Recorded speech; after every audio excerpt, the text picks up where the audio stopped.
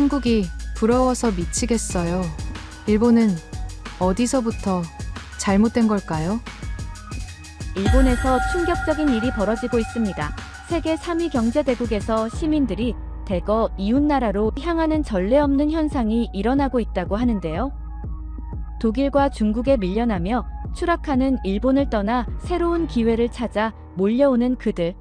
과연 이 거대한 인구 이동의 진실은 무엇일까요? 그 놀라운 현장 속으로 들어가 봅니다. 일본에서 날아온 충격적인 이야기 지금 시작합니다. 그리고 어디에서 듣고 계신지 아래 댓글에 나눠주세요. 그 전에 잠깐 1초 만에 누를 수 있는 좋아요 버튼을 꾹 눌러주시면 영상 제작에 큰 힘이 됩니다. 그럼 바로 사연 시작하겠습니다. 안녕하세요. 저는 일본 아이치현 나고야에 사는 사에코라고 합니다.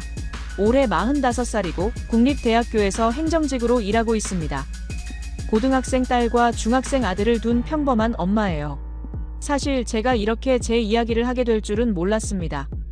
불과 1년 전만 해도 저는 한국에 대해서 특별한 감정이 없었거든요.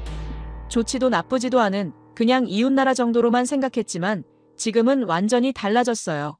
변화는 작년 가을부터 시작됐는데요. 남편이 회사에서 구조조정을 당하면서 갑자기 실직하게 되었습니다. 20년 넘게 다니던 회사였는데 하루아침에 잘려나간 거죠.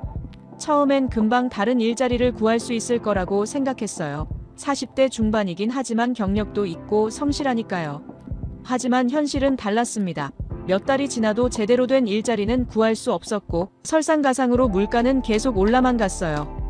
특히 쌀값이 정말로 심각했습니다. 작년 같은 시기만 해도 10kg에 2,200엔 정도였는데 올해 들어서는 4,200엔까지 치솟았거든요. 정말 2배가 넘게 오른 거예요. 우리 가족이 한 달에 먹는 쌀이 보통 15kg 정도인데 예전엔 3,300엔이면 충분했던 게 지금은 6,300엔이나 들어가니까요. 다른 생필품들도 마찬가지였습니다. 채소값은 말할 것도 없고 심지어 두부나 된장 같은 기본적인 식재료까지 모든 게 올랐어요. 그런데 제 월급은 그대로였습니다. 국립대학교 공무원이니까 갑자기 월급이 오를 리도 없고 남편은 실직 상태라 실업급여만 받고 있었기에 매달 통장 잔고를 확인할 때마다 가슴이 답답해졌어요. 이대로 가다가는 정말 어떻게 될지 모르겠다는 생각이 들었습니다. 그러던 어느 날이었어요. 평소처럼 근처 대형마트에 장을 보러 갔는데 쌀 코너에 사람들이 잔뜩 몰려있는 거예요. 무슨 일인가 싶어서 가까이 가봤더니 정말 충격적인 광경이 펼쳐져 있었습니다. 일본산 쌀은 모두 동나고 없었고 사람들은 한국산 쌀 앞에서 가격표를 들여다보고 있었는데 옆에 서 있던 60대쯤 되어 보이는 아주머니가 직원에게 한국산 쌀이 언제 다시 들어오는지 물어보고 있었어요. 그러자 마트 직원은 죄송하다면서 정확한 날짜는 모르겠다고 대답했습니다.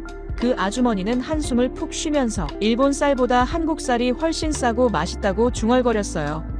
저는 그 말을 들은 순간 정말 충격을 받았습니다. 일본 사람들이 한국산 쌀을 찾고 있다니요. 그것도 비싸진 일본 쌀 때문에 말이에요. 마치 세상이 거꾸로 돌아가는 기분이었어요. 어릴 때부터 일본이 모든 면에서 앞서간다고 배워왔는데 지금은 우리가 한국 쌀을 사야 하는 상황이 된 거잖아요. 집으로 돌아오는 길에 남편에게 이 이야기를 했는데 남편도 처음엔 믿기 어렵다는 표정이었지만 곧 진지한 얼굴이 되더라고요. 그러더니 갑자기 이런 말을 했습니다. 차라리 한국으로 이민을 가는 게 어떻겠냐고요. 처음엔 농담인 줄 알았는데 남편 표정이 너무 진지해서 저도 할 말을 잃었어요. 그날 밤 잠자리에 누워서도 계속 그 생각이 머릿속을 맴돌았습니다. 정말 일본은 이제 살기 어려운 나라가 되어버린 걸까요? 그리고 한국은 정말 우리보다 나은 곳일까요? 아직은 확신할 수 없었지만 뭔가 큰 변화가 시작되고 있다는 느낌만은 확실했어요. 그 일이 있고 며칠 뒤 고등학생인 딸 아이가 갑자기 저에게 다가왔는데 평소보다 조금 들뜬 목소리로 엄마한테 보여주고 싶은 게 있다고 하더라고요. 딸아이 방으로 따라가 보니 책상 위에 한국어로 빼곡히 적힌 노트가 놓여 있었습니다. 정말 깜짝 놀랐어요. 언제부터 한국어를 공부하고 있었는지 전혀 몰랐거든요. 딸아이는 부끄러워하면서도 자랑스러운 듯이 자신이 좋아하는 K-팝 가수들의 노래 가사를 번역해 놓은 공책을 보여줬습니다. 그뿐만 아니라 한국 드라마를 자막 없이 보려고 열심히 공부하고 있다고 했어요. 더 놀라운 건 딸아이가 학교에서 한국 교환학생 프로그램 공고를 받아왔다는 거였는데 처음엔 당황스러웠어요. 고등학생이 혼자 외국에 가서 공부한다는 게 쉬운 일이 아니잖아요. 하지만 딸아이의 진지한 표정을 보니 단순한 호기심이 아니라는 걸 알 수 있었습니다. 그날 밤 딸아이가 잠든 후에 저는 처음으로 컴퓨터를 켜고 한국에 대해 찾아보기 시작했어요. 사실 인터넷으로 다른 나라 정보를 검색해 본 적이 거의 없었지만 검색을 하면 할수록 정말 충격적인 사실들을 알게 됐습니다. 먼저 디지털 기술 분야를 보고 정말 놀랐어요. 한국은 이미 몇 년 전부터 모든 결제를 휴대폰으로 할 수 있고 지하철이나 버스도 카드 하나면 모든 게 해결되는 게 당연한 흐름이었어요. 심지어 병원 예약부터 관공서 업무까지 온라인으로 다 처리가 가능하다고 했습니다. 반면 우리 일본은 어떤가요? 아직도 현금 결제가 대부분이고 관공서에 가려면 직접 가서 종이 서류를 작성해야 하죠. 마이넘버 제도도 국민의 30%가 반대해서 제대로 정착되지 않고 있고요. 저도 솔직히 마이넘버 카드 만드는 걸 계속 미뤄왔거든요. 더 충격적인 건 인공지능과 정보기술 분야였는데 한국은 이미 무인 편의점이 당연한 일상이 되었고 로봇이 음식을 배달하는 게 흔한 일이라고 하더라고요. 인터넷 속도도 세계에서 가장 빠르고 모든 집에 광섬유가 깔려 있다고 했어요. 이런 정보들을 보면서 정말 가슴이 답답해졌습니다. 언제부터 우리가 이렇게 뒤처지게 된 걸까요? 제가 어릴 때만 해도 일본이 기술 강국이라고 자랑스러워했는데 지금은 완전히 반대가 되어버린 거예요. 마치 시간이 거꾸로 흐르는 기분이었습니다. 더 찾아보니 한국의 대학 교육 시스템이나 취업 환경도 일본보다 훨씬 역동적인 분위기임을 느꼈고 젊은 사람들이 창업을 많이 하며 새로운 기술을 배우는데도 적극적이라고 했어요. 반면 우리 일본은 젊은이들도 안정만 추구하고 새로운 것에 도전하려 하지 않죠. 정말 무서운 생각이 들었어요. 혹시 세계 사람들도 이미 일본이 한국보다 뒤처졌다는 걸 알고 있는 건 아닐까요? 우리만 모르고 있는 건 아닐까 하는 걱정이 계속 머릿속을 맴돌았습니다. 인터넷 검색 기록을 지우면서도 혹시 누군가 알게 되면 어떻게 하지 하는 생각까지 들었어요. 다음날 출근길에 전철에서 주변을 둘러보니 모든 게 낡아 보였습니다. 삐걱거리는 전철 소리, 아직도 종이 티켓을 사용하는 사람들, 현금만 받는 자판기들. 이 모든 것들이 갑자기 시대에 뒤떨어진 것처럼 느껴졌어요. 직장에서도 마찬가지였습니다. 아직도 팩스를 사용하고 도장을 찍어야 하는 서류들, 컴퓨터조차 제대로 사용하지 못하는 동료들을 보면서 이게 정말 선진국의 모습인가 하는 의문이 들었어요. 예전엔 당연하다고 생각했던 것들이 이제는 모두 불편하고 비효율적으로만 보였습니다. 그날 저녁 딸아이와 함께 저녁을 먹으면서 한국 교환학생 프로그램에 대해 다시 이야기했어요. 처음엔 반대했던 제가 점점 마음이 흔들리고 있다는 걸 스스로도 느낄 수 있었습니다. 어쩌면 딸아이가 옳은 선택을 하려는 건지도 모르겠다는 생각이 들기 시작했거든요. 미츠코의 간절한 부탁에 결국 저는 마음을 정했습니다. 조금이라도 한국을 직접 보고 와서 판단해보자고요. 사실 기대보다는 걱정이 더 컸어요. 인터넷으로 본 정보들이 과장된 건 아닐까 하는 의심도 있었거든요.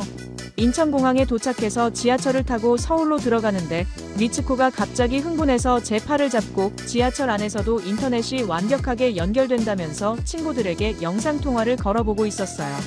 저는 그런 딸아이를 보면서 괜히 마음이 무거워졌습니다. 그렇게 우리는 미츠코가 홍대에 꼭 가보고 싶다고 해서 숙소에 짐을 풀고 바로 이동했어요. 젊은 사람들이 많이 다닌다는 그 거리를 걸어보고 싶다면서 미츠코는 흥얼거려서 저도 기분이 좋았습니다. 홍익대학교 근처는 정말 활기차더라고요. 길거리 공연을 하는 사람들도 있고 개성 있는 가게들도 많았어요. 그런데 지하철역으로 내려가다가 갑자기 실수를 했습니다. 계단을 조심스럽게 내려가고 있었는데 발을 헛디뎌서 발목을 접질리고 말았거든요.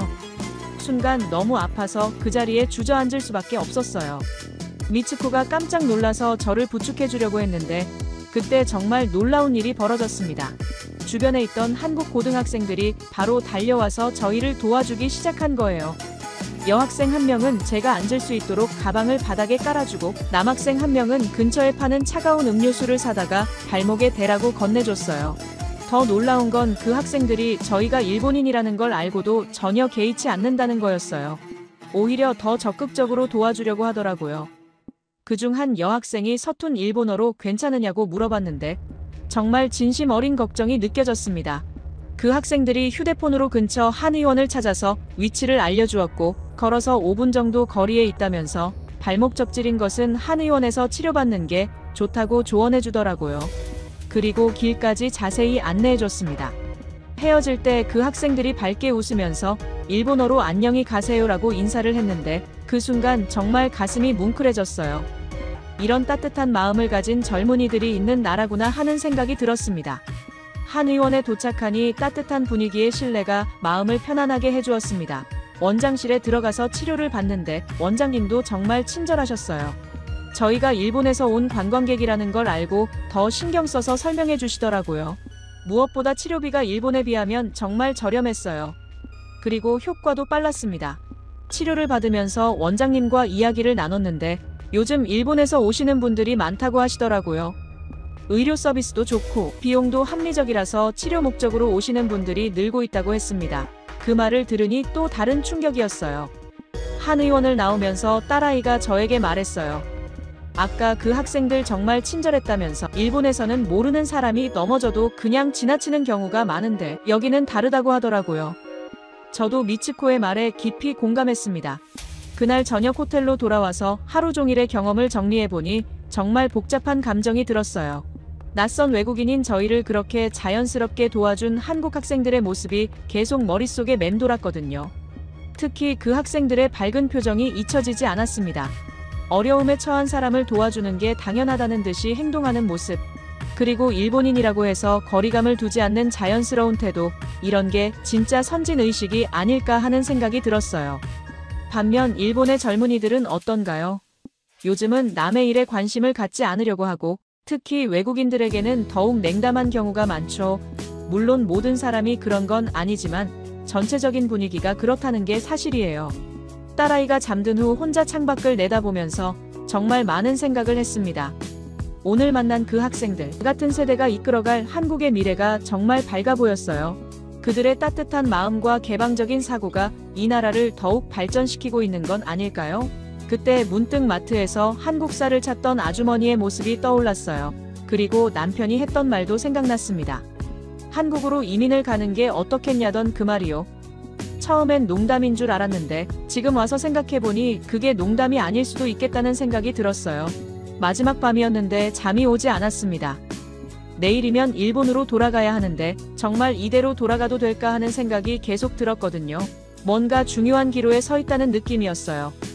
아쉬움을 뒤로 한 채 우리는 일본으로 복귀를 했고 돌아온 첫날 밤이었어요. 한국에서의 사흘이 마치 꿈같이 느껴졌습니다.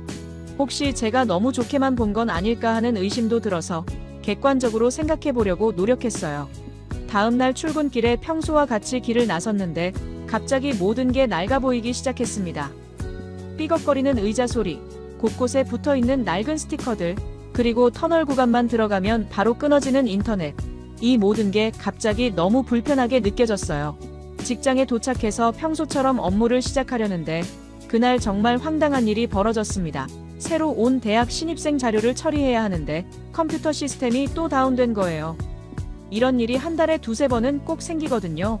결국 모든 서류를 다시 손으로 작성해야 했어요.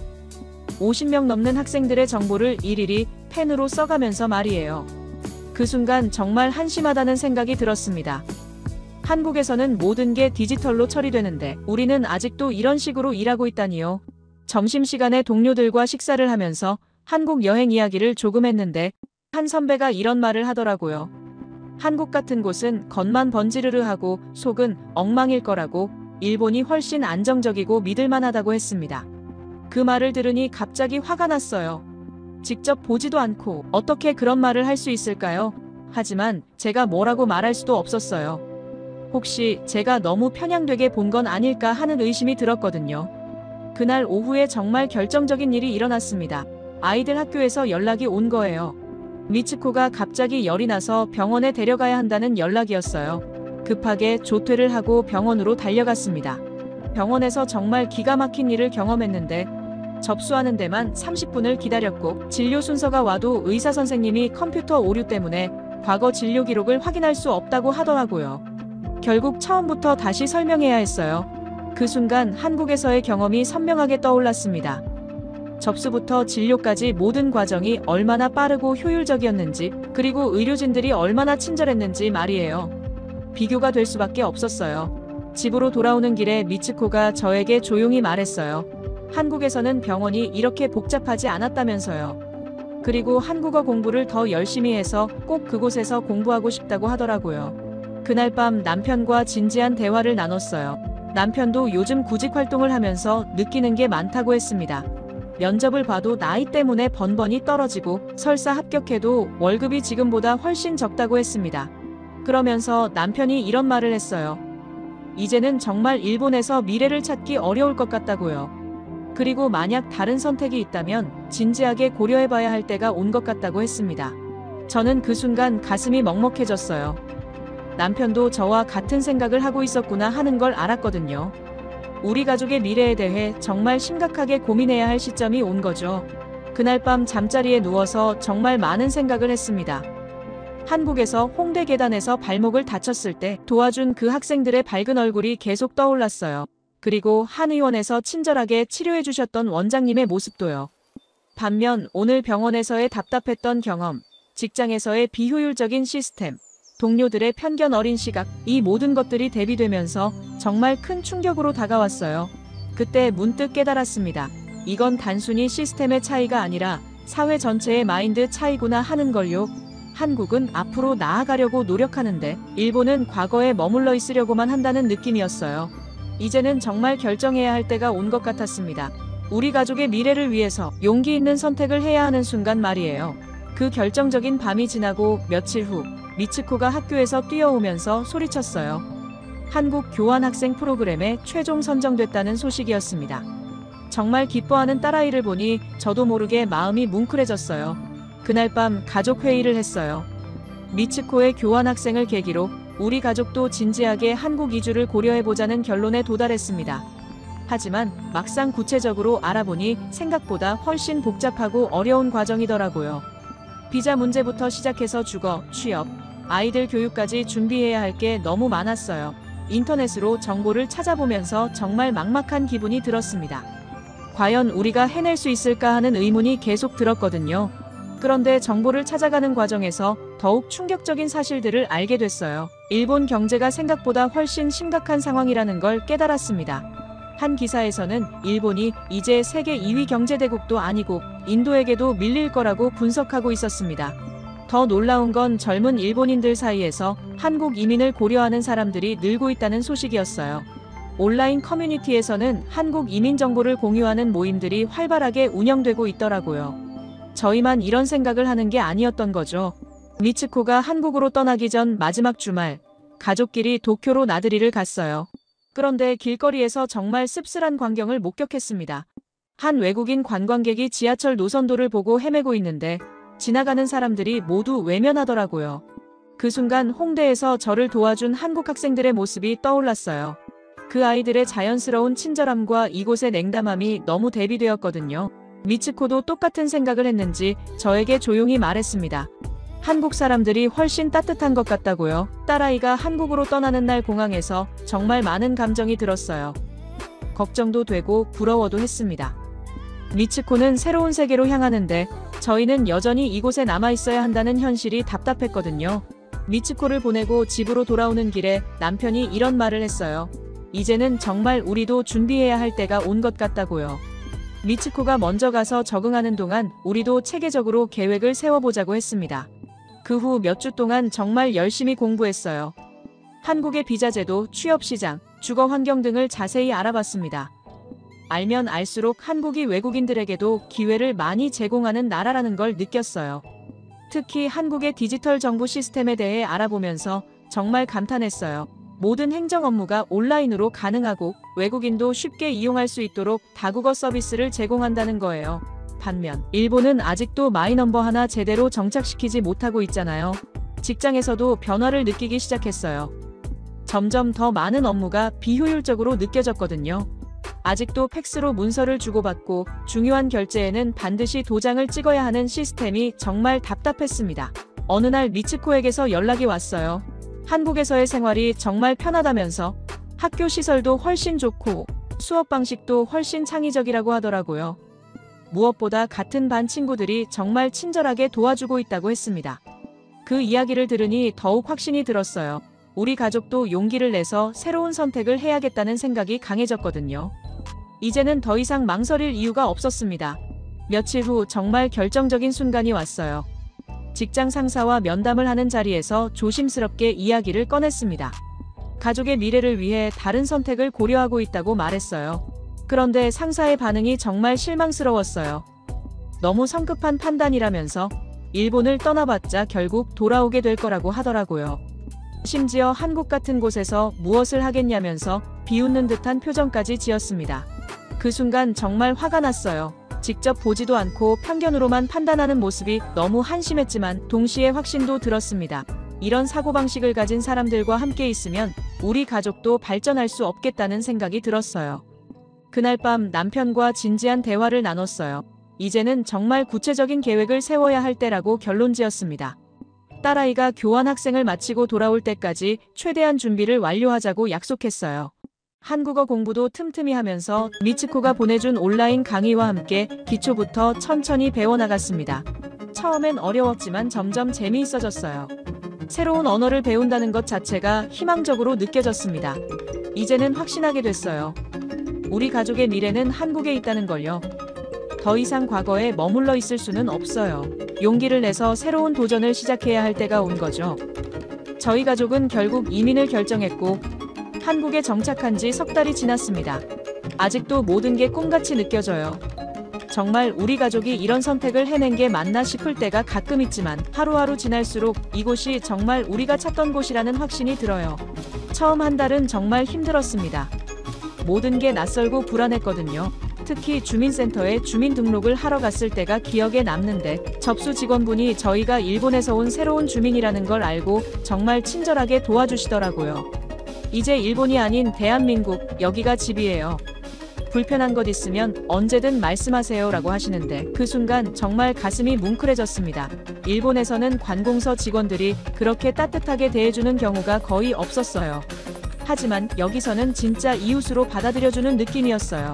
미츠코는 이미 교환학생으로 경험이 있어서 금방 적응했고 중학생인 아들도 처음엔 걱정했는데 학교에서 정말 잘 챙겨주더라고요. 어제 아들이 집에 와서 눈을 반짝이며 말하는 거예요. 친구들이 일본 문화에 대해 궁금해하면서 많은 걸 물어본다고요. 일본에서는 아들이 항상 조용하고 소극적이었는데 여기서는 완전히 다른 아이가 됐어요. 자신감도 생기고 적극적으로 발표도 하고 무엇보다 학교 가는 걸 즐거워해요. 이런 변화를 보면서 정말 올바른 선택을 했다는 생각이 들어요. 남편도 운 좋게 일자리를 구했는데 일본에서와는 완전히 다른 대우를 받고 있는데 나이나 경력을 제대로 인정해주고 무엇보다 의견을 자유롭게 말할 수 있는 분위기라고 해요. 어제도 회사에서 돌아와서 정말 활기찬 표정으로 오늘 하루 있었던 일들을 이야기해 주더라고요. 저도 한국어 학원에 다니면서 조금씩 실력을 늘려가고 있어요.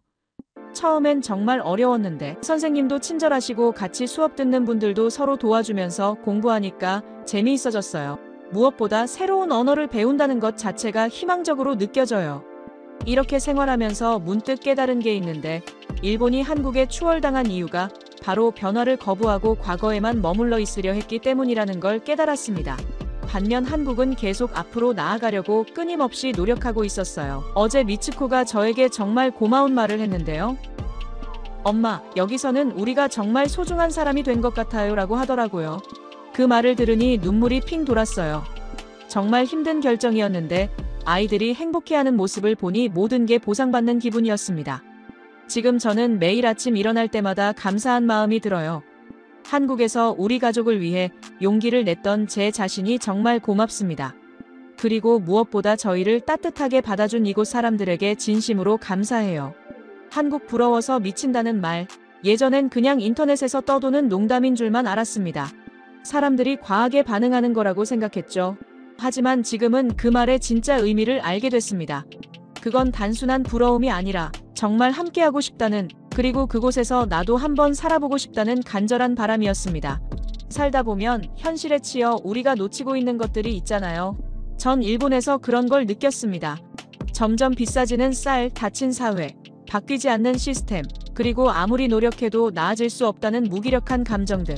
그런데 한국에 와서 느꼈어요. 사람들이 서로를 배려하고 시스템이 사람을 돕고 무엇보다 변화를 두려워하지 않는 나라라는 걸요. 처음엔 두려웠고 망설였습니다. 하지만 이젠 확신합니다.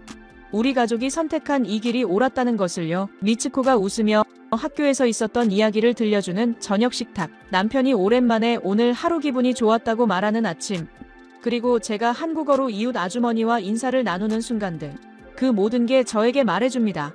잘 왔다고, 참 잘했다고. 한국은 저희 가족에게 단지 좋은 나라가 아니라 다시 숨 쉴 수 있는 곳이 되어주었습니다. 앞으로도 이곳에서 조금씩 천천히 더 많은 행복을 만들어가려 합니다.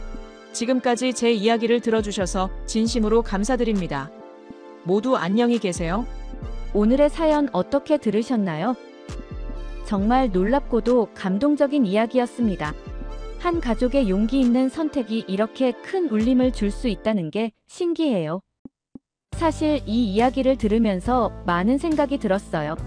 우리가 당연하게 여기고 있는 일상들이 다른 나라 사람들에게는 그렇게 부러운 것들이었다니요. 휴대폰으로 결제하고, 관공서에서 친절한 서비스를 받고, 병원에서 빠르게 진료받는 것들 말이에요. 무엇보다 인상 깊었던 건 그 가족이 보여준 용기였습니다. 15년간 다니던 직장을 그만두고 익숙한 모든 것을 뒤로하고 새로운 도전을 선택한다는 게 정말 쉽지 않은 일이잖아요. 특히 40대 중반에 그런 결정을 내린다는 건 더욱 대단한 것 같아요.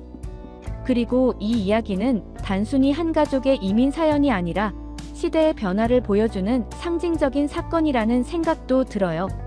과거에는 일본이 동경의 대상이었다면 이제는 그 반대 현상이 일어나고 있다는 거죠.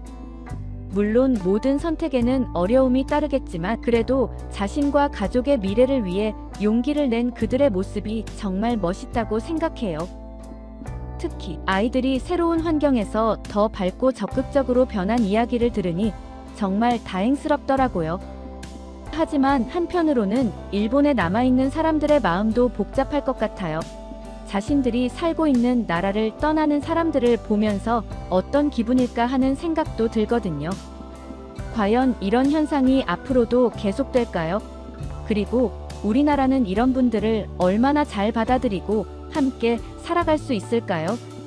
정말 흥미로운 변화의 시대를 살고 있는 것 같습니다. 여러분은 이 이야기를 어떻게 들으셨는지, 그리고 이런 시대 변화에 대해 어떤 생각을 가지고 계신지 여러분의 생각을 아래 댓글에 남겨주세요. 곧이어 다음 영상으로 이어집니다.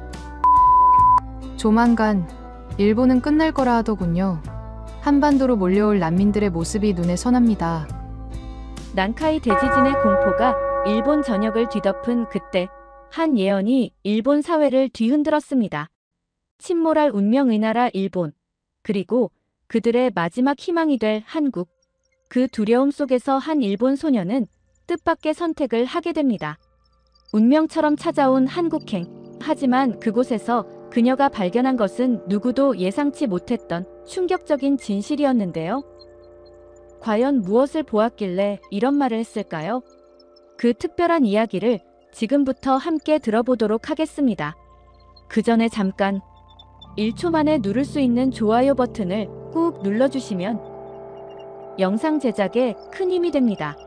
그럼 바로 사연 시작하겠습니다. 안녕하세요. 저는 츠쿠바 대학 부속고등학교에서 졸업을 앞둔 아리코라고 합니다. 졸업을 앞두고 저희 학교는 한국으로 수학여행을 떠나기로 했는데 다른 학교들이 대부분 호주나 유럽으로 떠나는 것과는 달리 한국으로 결정되었다는 소식을 들었을 때 저의 마음은 이루 말할 수 없는 설렘과 불안이 교차했습니다. 일본에서는 한국과 다르게 3월이 되면 각 학교에서 졸업식을 하고 4월이 되면 새로운 시작을 맞이해요. 벚꽃이 만발한 4월의 시작과 함께 새 책가방을 맨 초등학생들, 새 교복을 입은 중고등학생들로 거리가 가득 찹니다. 저희는 이 수학여행이 고등학교 생활의 마지막 추억이 될 거라고 생각하니 더욱 특별하게 느껴졌어요. 벚꽃이 흩날리는 계절에 떠나는 졸업여행이라고 생각하니까 그 자체로도 가슴이 떨렸습니다. 이런 설렘 속에서도 한편으로는 큰 걱정이 하나 있었는데 바로 저희 할아버지 때문이었죠. 할아버지는 극도로 보수적이시고 국수주의적인 분이셔서 한국에 대해 매우 부정적인 시각을 가지고 계십니다. 매일 아침 할아버지 댁에 들르면 TV에서는 한국에 대한 왜곡된 뉴스만 보고 계셨고 인터넷을 찾아보시면서 항상 한국을 반박하시던 모습을 볼 수 있었습니다. 심지어 일본에서 어떤 문제가 생기면 늘 한국 탓을 하시곤 했어요. 할아버지께서는 매일 아침 뉴스를 보시면서 봐라, 한국이 또 어떻게 나오는지 라며 한숨을 쉬셨습니다. 어렸을 때는 저도 할아버지의 말씀을 무조건적으로 믿었어요. 어른이 하시는 말씀이니까 당연히 맞을 거라 생각했기 때문이었죠. 하지만 중학생이 되면서부터 저는 점점 의문을 갖기 시작했습니다. 친구들을 통해 접한 한국 문화는 할아버지가 말씀하시는 것과는 전혀 달랐거든요. 중학교 2학년 때였을까요? 우연히 빅뱅의 노래를 처음 들었을 때의 그 설렘을 아직도 잊을 수 없습니다. 그 후로 NCT 방탄소년단까지 한국 음악은 제게 작은 위안이 되어 주었어요. 3년 전 아버지를 잃은 후 우울했던 시기에도 한국 가수들이 저를 위로해 주었지만 이런 마음을 할아버지께는 절대 표현할 수 없었습니다. 할아버지 댁에 갈 때면 핸드폰에서 한국 관련 앱들을 모두 숨기고 플레이리스트도 전부 지워야 했어요. 어머니는 제 마음을 아시는지 조용히 지켜봐 주셨는데 가끔 제 방에서 흘러나오는 한국 노래를 들으시면서도 한마디 말씀도 하지 않으셨고 그저 따뜻한 미소로 바라봐 주실 뿐이었습니다. 아버지가 돌아가신 후 어머니와 저는 더욱 가까워졌는데 이런 작은 비밀조차 서로 이해하고 인정하는 사이가 되었어요. 수학여행 이야기가 나온 후 저는 매일 밤 인터넷으로 한국에 대해 찾아보았습니다. 처음에는 할아버지의 말씀처럼 정말 위험한 곳인지 걱정되었지만 조사를 하면 할수록 한국은 제가 생각했던 것보다 훨씬 더 발전되고 현대적인 나라라는 것을 알게 되었어요. 깨끗한 거린 최신식 건물들, 편리한 대중교통 시스템까지 일본의 노후화된 시설들과는 확연히 다른 모습이었습니다. 친구들은 대부분 한국 여행에 긍정적이었는데 우리 츠쿠바 대학 부속 고등학교가 국제교류에 개방적인 편이라 그런지 많은 친구들이 한국의 문화와 기술에 관심을 보였습니다.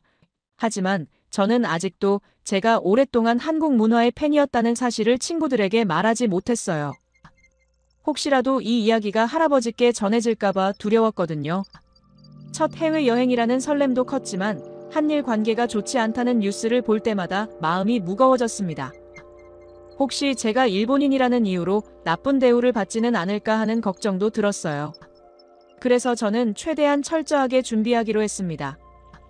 비상 연락망을 만들고 여행자 보험도 가입했으며 한국어로 된 기본적인 인사말도 연습했어요. 어머니께서는 제 준비를 지켜보시다가 어느 날 저녁 조심스럽게 말씀하셨어요. 아리코, 너무 걱정하지 마. 엄마도 예전에 한국에 가보고 싶었단다. 하지만 그때는 할아버지께서 너무 반대하셔서 어머니의 말씀에 저는 놀라지 않을 수 없었어요. 어머니도 한때 한국에 관심이 있으셨다니, 그런데 할아버지 때문에 포기하셨다는 이야기였습니다. 어머니는 이어서 말씀하셨어요. 그때는 한국이 정말 위험한 곳이라고들 했었지. 일본인이라면 절대 가면 안 되는 곳이라고. 지금 생각해보면 우리가 너무 편견에 사로잡혀 있었던 것 같아. 하지만 혹시라도 그곳에서 일본인이란 이유로 불편한 일을 겪게 될지도 모르니 항상 조심하렴. 이 말씀을 듣고 저는 눈물이 날 것 같았습니다. 아마도 어머니는 제 마음을 다 알고 계셨던 것 같아요. 수학여행이 다가올수록 저의 마음속에는 복잡한 감정들이 교차했습니다. 그동안 숨겨왔던 한국에 대한 관심을 마음껏 표현할 수 있을까 하는 기대감도 있었고, 한편으로는 할아버지의 걱정스러운 말씀들이 계속 머릿속을 맴돌았어요. 어머니께서는 조용히 제 여행 가방을 챙겨주시면서 무슨 일이 있으면 꼭 연락하라고 신신당부하셨습니다. 이번 수학여행은 단순한 외국 방문 이상의 의미를 가지고 있었어요. 제게는 그동안 숨겨왔던 진정한 제 모습을 마주하는 시간이 될 것 같았습니다. 출발하기 전날 밤, 저는 창밖에 달을 보며 이번 여행이 제게 어떤 변화를 가져다 줄지 생각했어요. 설렘과 두려움이 뒤섞인 채 잠들지 못하고 뒤척이다가 문득 이런 생각이 들었습니다. 어쩌면 이번 여행은 제가 한 걸음 더 성장할 수 있는 기회가 될지도 모르겠다고 말이에요. 출발하는 날 아침, 할아버지께는 비밀스럽게 친구들과 교회 학습을 간다고 말씀드렸어요. 나리타 공항에 도착해 체크인을 마친 후 어머니와 작별 인사를 나누었습니다. 마지막으로 어머니께서 제 이름이 적힌 여권을 건네시며 조심해야 해. 한국은 위험할 수 있으니까 라고 말씀하셨고, 그 목소리에는 걱정이 가득했어요. 저는 걱정 말라고 안심시켜드린 뒤 작별 인사를 나눴습니다. 그렇게 우리는 한국으로 가는 비행기에 몸을 실었고 탑승하자마자 한국 승무원들의 세련된 모습에 시선을 뗄 수 없었는데 키가 크고 단정한 유니폼 차림의 승무원들은 마치 잡지 모델처럼 아름다웠어요. 제 옆자리에 앉으신 할머니께서 기내식 음료 알레르기가 있다고 말씀하시자 승무원은 즉시 따뜻한 물을 준비해 주었고 세심하게 신경 써주는 모습이 인상적이었습니다. 일본 항공사에서는 보기 힘든 융통성 있는 서비스에 감동을 받았어요. 1시간 반의 비행 끝에 인천국제공항에 도착했습니다.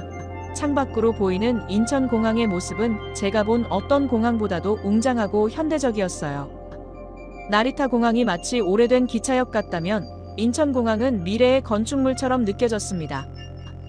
불안한 마음을 안고 왔지만 이런 첫인상에 긴장이 조금씩 풀리는 것을 느낄 수 있었어요. 입국장으로 향하는 동안 눈에 들어온 건 깨끗하고 효율적으로 정리된 공항 시설이었는데 처음 방문하는 곳임에도 길을 찾기가 어렵지 않았습니다. 더욱 놀라웠던 것은 입국 심사 과정이었습니다. 일본의 복잡한 입국 절차와는 달리 한국의 입국 심사는 신속하고 체계적으로 진행되고 있었어요. 입국장을 빠져나오자 안내 로봇이 우리를 반겨주었습니다. 첨단 기술과 편리함이 조화롭게 어우러진 모습에 감탄이 절로 나왔어요. 공항 곳곳에 설치된 디지털 안내판과 무료 와이파이는 마치 미래 도시에 온 것 같은 느낌을 주었습니다. 공항에서 시내로 향하는 공항철도를 탑승하면서 또 한 번 놀라움을 경험했는데 하나의 교통카드로 모든 대중교통을 이용할 수 있다는 점이 신기했습니다. 일본에 있을 때는 당연하게 여겼던 각각 다른 회사의 교통카드 시스템이 이제는 너무나 불편하게 느껴졌어요. JR선을 탈 때는 JR 패스, 지하철을 탈 때는 또 다른 카드, 버스는 버스대로 따로 카드가 필요했던 일본의 시스템이 이제야 굉장히 비효율적으로 보였습니다. 그동안 왜 아무도 이런 불편함에 대해 문제 제기를 하지 않았는지 의문이 들 정도였어요. 한국은 하나의 카드로 모든 것이 해결되는 데다 심지어 편의점 결제까지 가능하다니 일본의 교통 시스템이 새삼구시대적으로 느껴졌습니다. 이제 막 시작된 한국에서의 첫 경험들은 제가 알고 있던 한국의 모습과는 사뭇 달랐어요. 할아버지의 걱정과는 달리 이곳은 오히려 일본보다 더 발전된 모습을 보여주고 있었습니다. 처음 느낀 한국의 첫인상은 제 마음속 불안감을 조금씩 지워주고 있었어요. 어쩌면 이번 여행에서 일본이 한국에게서 배워야 할 점들을 발견하게 될지도 모르겠다는 생각이 들었습니다. 공항철도를 타고 가는 동안 저는 임산부 배려석이 비어있는 모습이 눈에 들어왔는데요. 일본에서는 임산부 마크를 달고 있어도 자리를 양보받기 어려운 경우가 많았기에 저는 가이드님께 여쭤보았습니다. 가이드님은 한국의 시민의식이 발전하면서 노약자와 임산부를 위한 배려가 자연스러운 문화로 자리 잡았다고 설명해 주셨어요. 그렇게 우리는 첫 번째 도착지인 경복궁에 도착하였습니다. 겨울이라 쌀쌀한 날씨였지만 경복궁에 도착하자마자 한복을 입어보고 싶다는 생각이 들었어요. 가이드님께서 한복 체험을 하면 더 특별한 추억이 될 거라고 말씀해 주셨습니다. 두꺼운 개량 한복을 골라 입으니 생각보다 따뜻했고 고운 자색의 한복을 입은 제 모습이 거울에 비치자 마음이 설렜습니다. 경복궁으로 들어서자 웅장한 건축물들이 눈앞에 펼쳐졌는데 일본 성과는 전혀 다른 아름다움이 느껴졌어요. 가이드님의 설명에 따르면 경복궁은 조선 왕조 제1의 법궁으로 일본의 황궁과는 또 다른 독특한 건축 양식을 가지고 있다고 해요. 경회로 앞에 도착했을 때 가이드님께서 갑자기 목소리를 낮추시며 이야기를 시작하셨습니다. 1895년 일본이 저지른 명성황후 시해 사건에 대한 이야기를 전하기 위해서였죠. 당시 조선 주재 일본 공사였던 미우라 고로를 중심으로 일본군과 낭인들이 경복궁에 무력으로 침입해 명성황후를 살해했다는 충격적인 사실을 들었습니다. 더욱 놀라웠던 것은 이 사건의 배후에 당시 일본 총리 이토 히로부미와 강요들이 있었다는 점이었어요.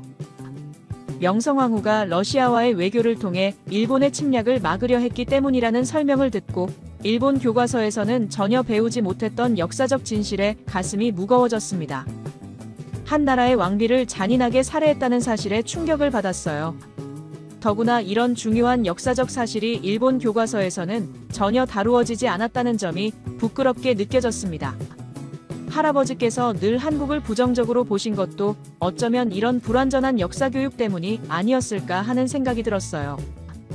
경복궁 곳곳을 거닐며 가이드님의 설명을 들을수록 일본과 한국의 역사는 깊이 얽혀 있다는 것을 실감했습니다. 청일전쟁 이후 일본이 경복궁을 점령하고 조선의 내정을 장악해가는 과정, 명성황후가 러시아와의 외교를 통해 일본의 세력을 견제하려 했던 노력들, 그리고 그로 인해 비극적인 최후를 맞게 된 이야기를 들으며 화려한 단청과 아름다운 한옥의 곡선 사이로 슬픈 역사의 흔적들이 숨어 있음을 느꼈어요. 한복을 입고 궁궐을 거닐며 과거로의 시간 여행을 하는 것 같았지만 동시에 우리가 알아야 할 진실한 역사가 너무나 많다는 것을 깨달았습니다. 일본이 이 사건을 조선의 내부 분쟁으로 위장하려 했다는 사실, 그리고 그 진실이 외국인들의 증언으로 밝혀졌다는 이야기는 역사적 진실을 마주하는 것이 얼마나 중요한지 다시 한번 생각하게 했어요. 근정전 앞 넓은 마당에 서서 뒤를 돌아보니 현대적인 서울 도시 풍경과 고궁의 전통적인 모습이 한 프레임에 담겼어요. 마치 과거와 현재가 공존하는 것처럼 보였습니다.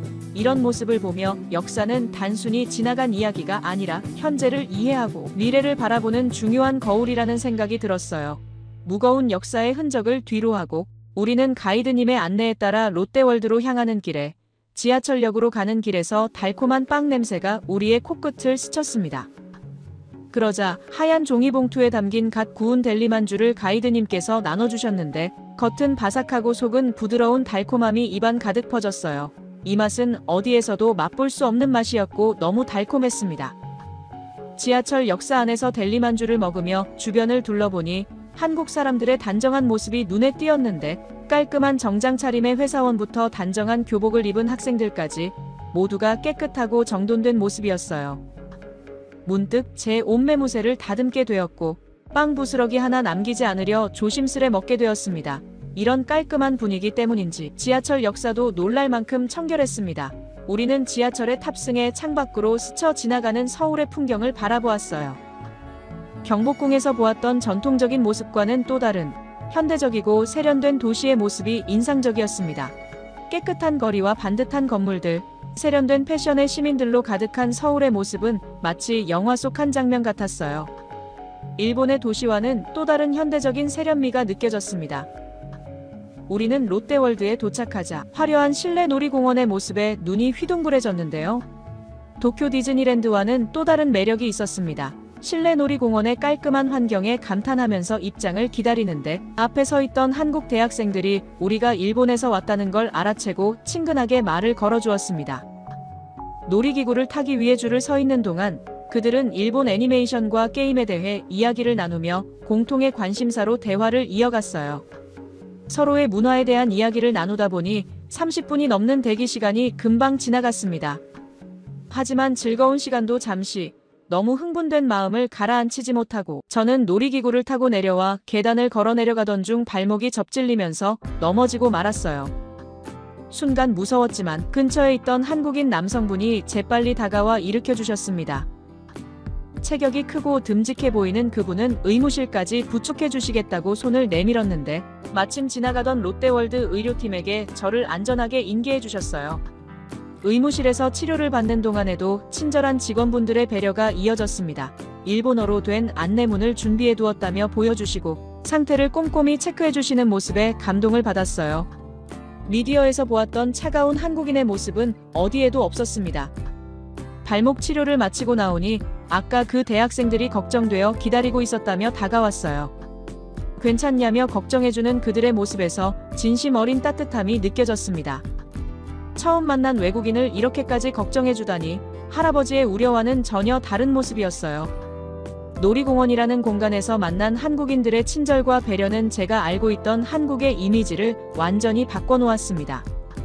세대와 국적을 넘어선 따뜻한 교류는 제 마음속 편견을 조금씩 지워가고 있었어요. 롯데월드에서의 즐거운 추억을 뒤로하고 피곤한 몸을 이끌고 숙소로 돌아와 몸의 피로를 풀기 위해 일찍 잠자리에 들었습니다.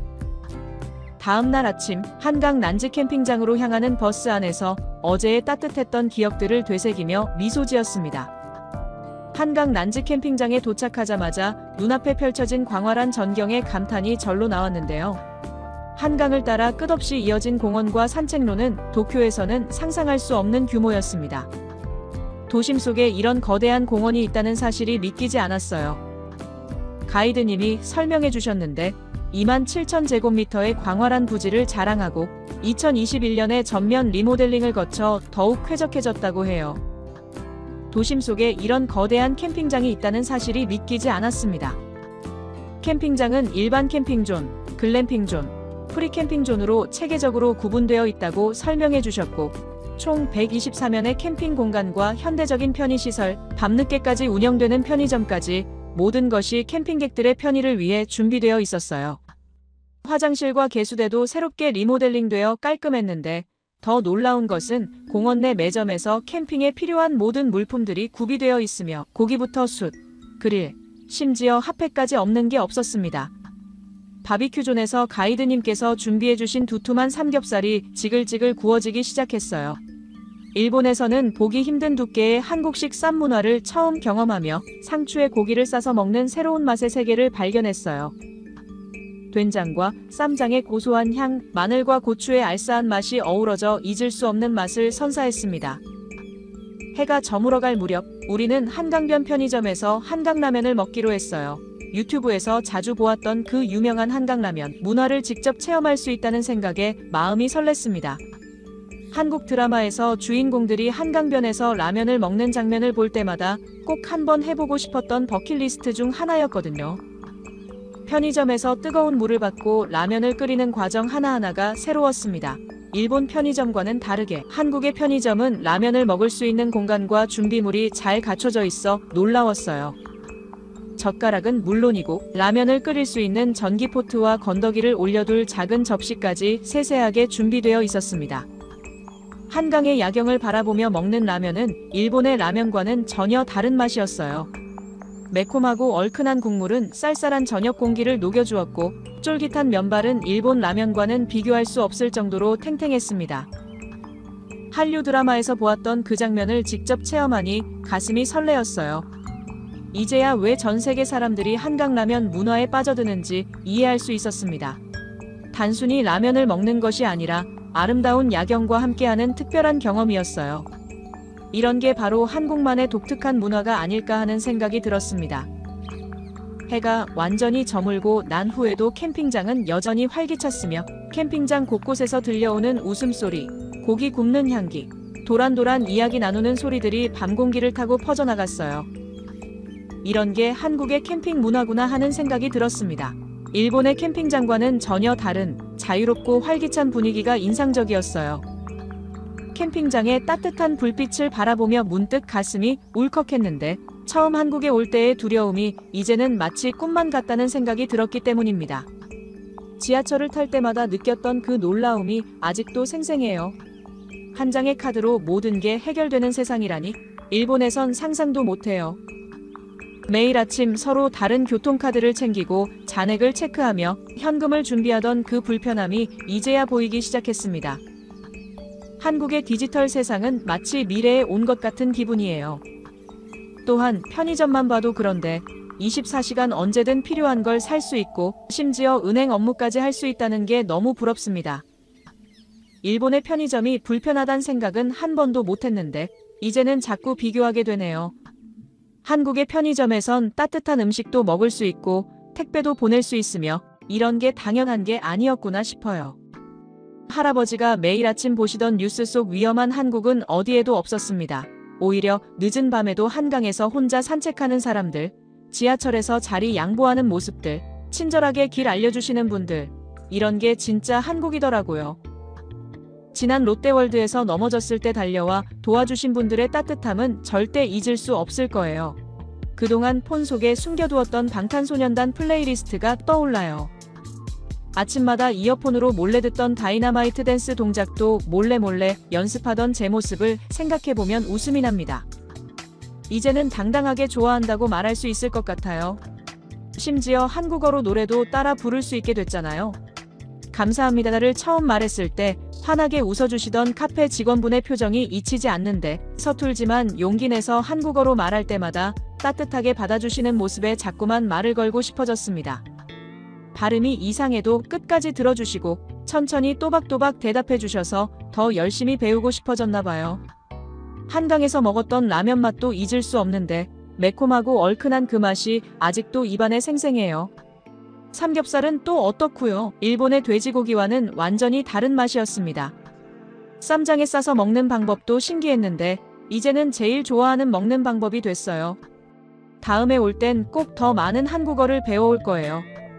그때는 더 자연스럽게 이야기도 나누고 한강에서 치맥도 해보고 싶고 노래방도 가보고 싶습니다. 어쩌면 대학교에 진학하고 나서 교환학생으로 다시 올 수 있을지도 몰라요. 할아버지께도 이제는 말씀드리고 싶어요. 한국이 얼마나 멋진 나라인지, 사람들이 얼마나 친절한지 말해드릴 거예요.